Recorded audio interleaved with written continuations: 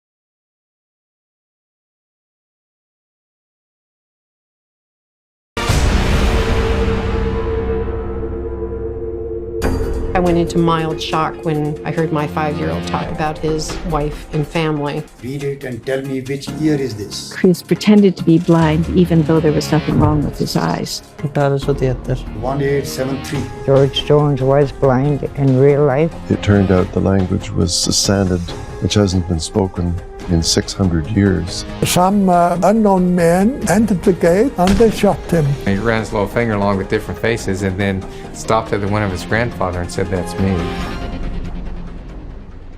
Mental images, believed to be recollections of previous lives, are the simple definition of past life memories. A large part of unraveling the mystery of reincarnation depends on answering the question, are past life memories genuine? Well, anybody can believe in reincarnation if they want. They don't need any evidence to believe in it.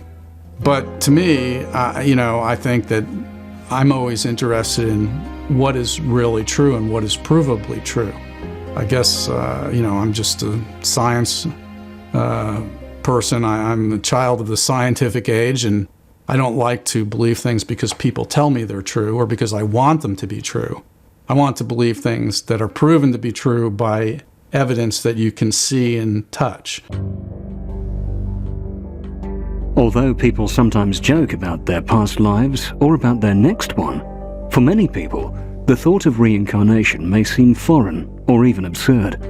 And since reincarnation conflicts with the scientific and religious beliefs of many, the idea that research might actually support the concept of reincarnation is surprising. Scientists, researchers, and scholars the world over have followed up on intrigue and skepticism by subjecting past life memories to rigorous scientific scrutiny. Past life memories that are hypnotically induced involve a willing subject who is hypnotized and then gently led back in time by the hypnotist's suggestions. During this process, commonly called regression, the subject often recounts emotionally charged memories of his or her past lives. I worked with several children. They all remembered their last life. It was amazing. And then when they go to school, they sort of get brainwashed and forget it. Only later, 20 or 30 years, should they experience some spontaneous memory or undergo hypnotic experience, do they remember. But my experience with children is up until they go to school, almost all of them had some glimmer and could tell me what they were, who they were, and what they did in their past life.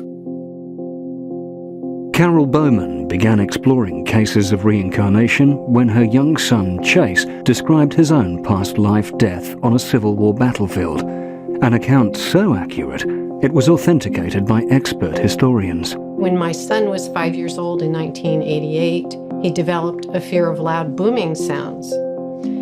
And we first noticed it at a 4th of July celebration where they had fireworks. And when the fireworks began and the big booming sounds began, he became hysterical, crying and sobbing, and he wouldn't stop.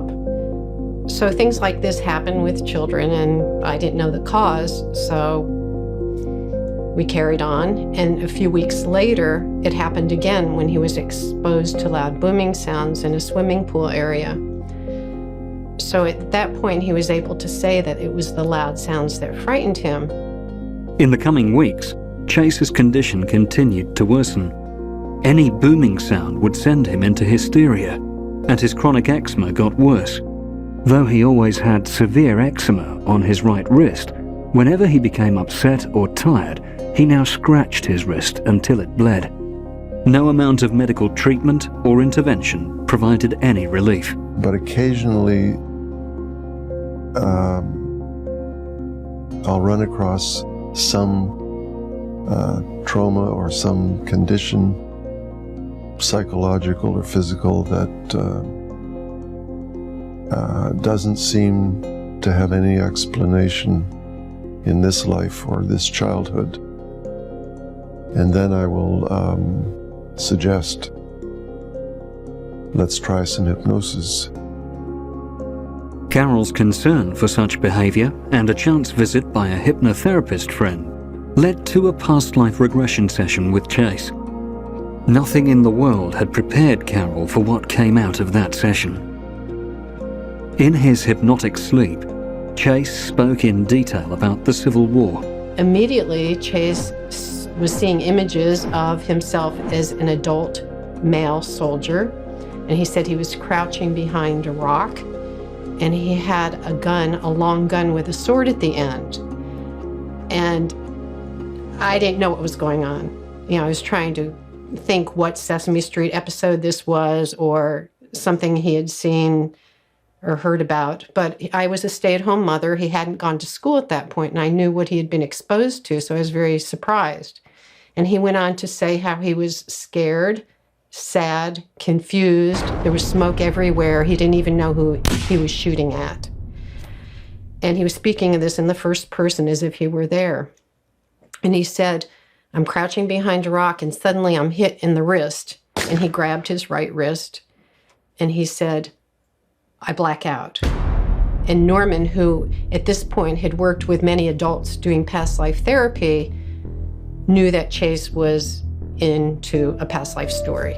Encouraged by the therapist's words to go into further detail, Chase revealed more about his previous personality and his family. And Chase said, they take me to a hospital, but it's not like a regular hospital. It's just poles in the ground with something covering it. And he said that they put me on a bed, but it's not like a regular bed, it's a hard bench. And he said they bandage my wrist and they tell me I have to go back into battle. I miss my wife and family. And that was the moment for me. I think I went into mild shock when I heard my 5-year-old talk about his wife and family. Although he was only 5 years old, he was now speaking as a grown-up soldier, reluctantly going into war and killing other soldiers. He responded to the therapist as a grown-up man and gave vivid details about the time, the place, and his feelings. Chase went on with his story and he said, I have to go back into battle. They want me to go behind a cannon. And he said he was scared. He said, I'm walking down a road and there are chickens on the road and there's this cart being pulled by a horse and it has a cannon on it. And at this point, his eyes popped open. He had his eyes closed as he was remembering this. Following this brief encounter with his past life, Chase showed a remarkable recovery with his eczema and his fear of loud noises. Over the next 2 years, Chase had other memories from this lifetime. And as his language skills developed, he was able to express himself better. In 1991, when America was engaged in its first war with Iraq, a very upset Chase went in for another hypnotic session. He said it was in the 1860s, which was when the American Civil War was, and he described himself as a black man. In his recollections, Chase gave detailed accounts of his life as an African-American soldier, his wife and family, his recruitment into the army, and a long march into the battlefield. Chase was a reluctant soldier, unprepared for the ghastly war cries and loud cannon blasts.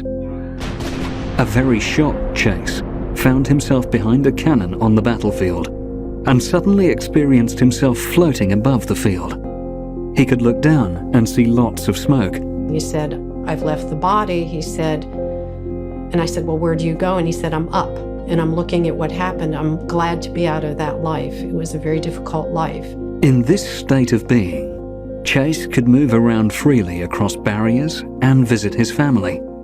He could see that they were all right, and he could leave them in peace. So my conclusion was that a part of his consciousness was still in that past life because he felt unfinished about that experience. And by talking it through, he was able to let go of it. Encouraged by the healing potential of past life memories, as exhibited in her son's case, Carol Bowman went on to document and help thousands of people heal their phobias and traumas. These memories come up spontaneously, but they can also be healing opportunities if looked at properly as discerning what the child has brought forward from a past life. If they're bringing something positive like precocious abilities or a sense of empathy or compassion that is unusual in a small child, that's wonderful. There's no need to do anything. But if they are bringing the remnants of a trauma with them and that they exhibit fears or specific behaviors relating to the trauma, then the memories need to be processed with them so they can move on and let go of the past.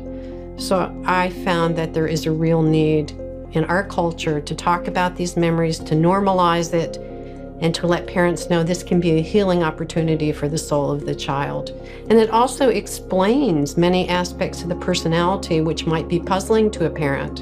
You know, why do they have an obsession with airplanes? Or why are they terrified of water? Or why do they sit down at the piano at age 3 and start playing Bach? So it explains a lot of things about personality that the Western psychotherapeutic models or the Western psychology just doesn't explain.